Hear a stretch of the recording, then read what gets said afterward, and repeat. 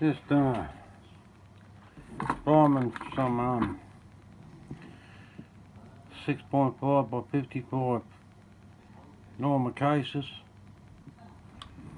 with the Lee priming tool.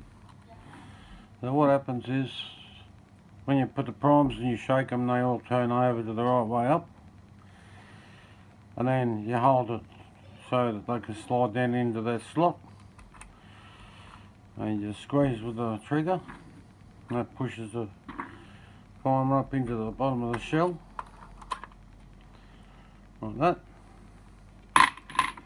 I'll do a couple of these, and then we'll quickly weigh some powder and start putting the charges in the cases and seating the bullet. But I just chucked that one back in there like an idiot.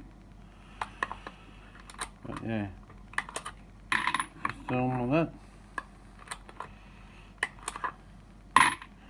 And I'll get back to you in a minute, and we'll go through the loading procedure for the catches. Now I'm just going to lube up my cases, just in an old kid's lunchbox really. So I just spray them pretty good. And just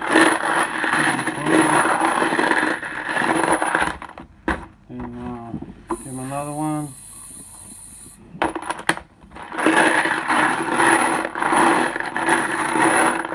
Make sure they're well coated.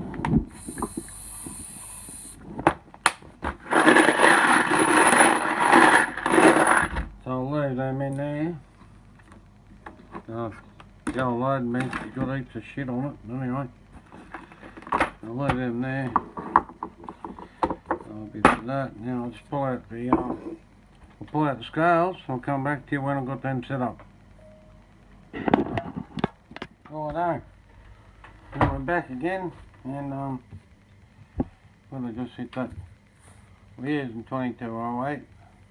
Now, because it's a Swedish mortar, I'm backing it down a few grains. Maximum grain for 100 grain projectiles is 44, so I'm only putting 41 on, and that's going to be heaps, and I'll still get me 3,000 feet per second roughly. I'll know when I put it over the crony. So got the powder in the thrower, so we'll throw one. I just use a shotgun cartridge to catch the powder. It's a lot easier than trying to, pour powder back in and muck around. I find it that way anyway. I just use it for everything. That thing, I just set it on the loader to see when I go every time. So give it a flick. I hope that's on. No, she's not on. I've got to turn it on. Now she'll drop some powder, hopefully. First one's usually wrong, and I can't remember what I had that set at for the last time for the last lot of powder. It should be very close.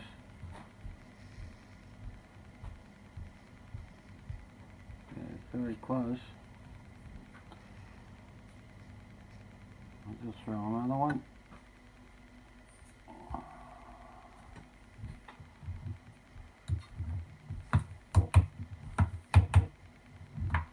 Always flick the thrower, make sure all the beanies come down.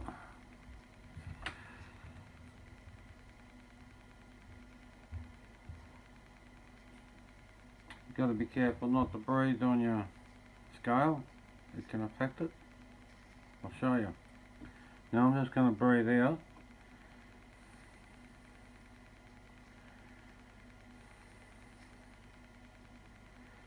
Moving it up and down. Even if I, just breathe out my mouth. Oh, that, like it's that accurate. Just a light breeze out the mouth. Look at that. Hardly even, man, wouldn't have blew a candle out. No way. Wouldn't have even made the candle shake. But that's still just under. I might pump it up a little bit. So I'll adjust it on here. Now that'll probably put it over, but anyway. So we just throw some powder.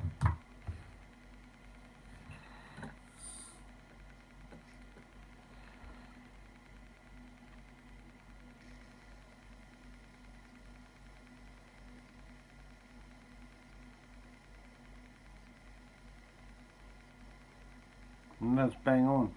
So that's our powder ready, charge ready. Marbles on the 40.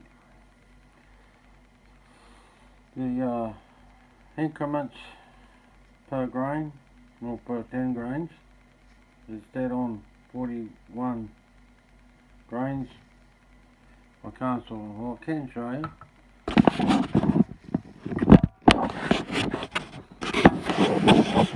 That's what our scale is at 41 grains. So it's not, 0.9, it's actually 1 grain, 0.1 grain, 41.1 grains, 0.1 grains, 41 grains. That's that. So, yeah, now we can throw some powder into the shells and set a few projectiles. Okay, so let's hope we don't get any stuck cases, because that does piss me off. But it happens now and then. So I've got my Remington large primes in the cases, and they're ready to go, all lubed up. There's my box to put me loaded ammo in. And righto, so hopefully, all things being equal, well, I can put that back on now, hopefully. That'll keep any bugs out.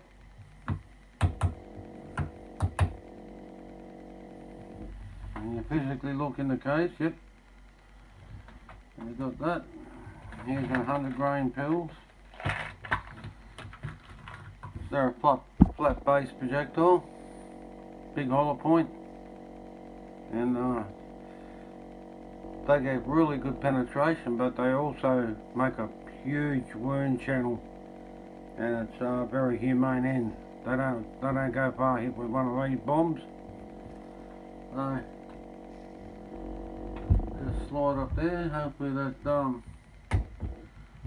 that's all set properly from last time. Beautiful. So that's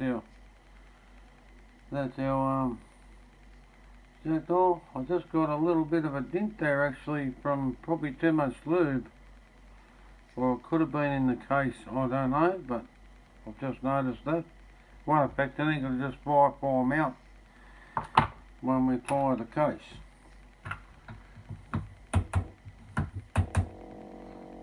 Might add a bit more, too much lube, you never know. If it does it again, I'll check inside that, make sure there's no dirt or anything up in it. I actually found a cockroach in one once. But that cocky. Why has he crawled up there, I don't know, but no, that's lots better. No marks on the case. Could have already been a dent. There's a few little dings in these cases. One just there, I don't know whether you can pick that up.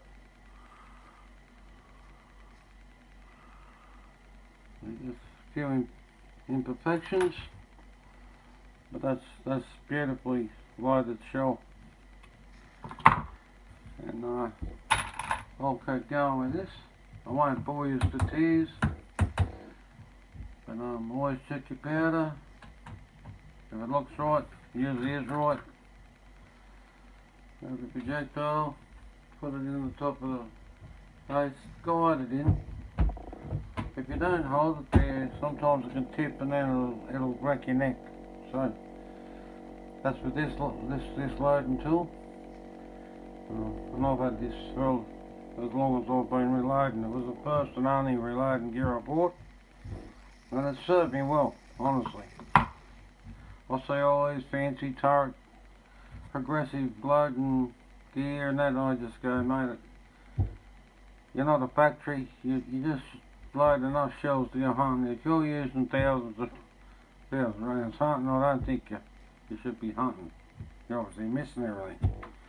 Anyway, well good, I'll keep loading these, and then over the next couple of days I should have some footage of some feral animal control, hopefully a bit of a hunt on a stag, and I'll keep this posted on what's going on. Catch us later.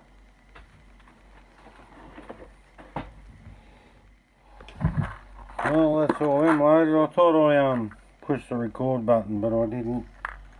If you have a look at my other videos, there's exactly this process on there.